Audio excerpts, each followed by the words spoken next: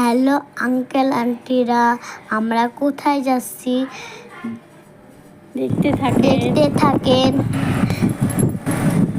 আমরা ঘুরতে গিয়েছিলাম আমাদের এখানে বামনপাড়ার শেষের দিকে যে চাঁদগ্রাম, ওখানে মেলা হচ্ছে।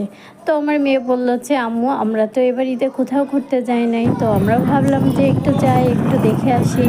খুব বেশি একটা দোকানপাট ছিল না, তবে যাই হোক কোনোরকম ঘোরাঘুরি আর কি। তো ভিডিওটা পুরোটা দেখতে হলে আমাদের সাথেই থাকুন, আর ভিডিওটা অবশ্যই দেখবেন।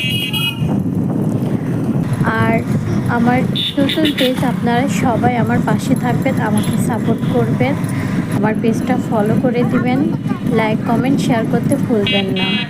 তো এই তো আমরা চলে এসেছি প্রায় আমাদের সেই মেলার মাঠে।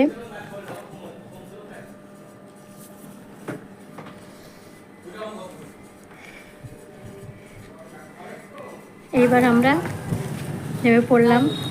এই তো সে মেলার স্থানে বেশ অনেক মানুষ এখানে যাচ্ছে, আমরাও আগাইতে থাকলাম সামনে। এই তো তালশাঁস, আমার মেয়ে তো যা দেখে সেটাই বলে এটা খাবো, ওটা খাবো, ওটা খাবো। তো আমি বললাম যে চলো সামনে একটু এগিয়েছে আমরা, তারপরে আমরা সব কিছু তো খেতে পারবো না, দু চারটা যা পারি আর কি খাবো। তো এই তো কদমা, ছাঁচ, জিলাপি,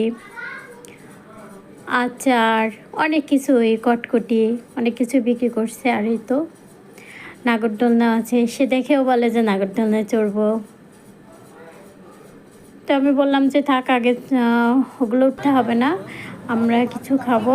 তো একটু ঘুরে নিচ্ছি, ঘুরে ঘুরে দেখছি। অনেক মানুষ আছে, তবে মেলাতে যতটা পরিমাণ মানুষ থাকা দরকার ঠিক ততটা মনে হচ্ছে না, কারণ আমরা তো বিকাল টাইমে গিয়েছিলাম, সন্ধ্যা বা রাত্রি হলে আরও বেশি মানুষ হয়। তো এই তো ভালোই লাগছিল।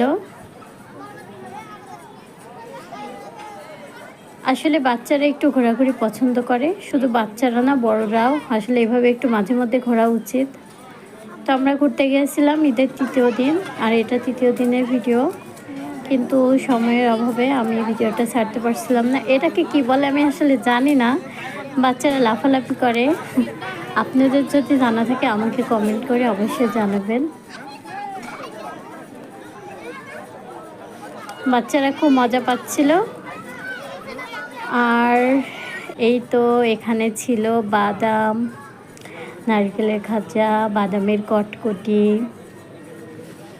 বেশ অনেক কিছুই ছিল। দেখে ইচ্ছে করছে সব কিছু একটু একটু করে খাই। পাপড়।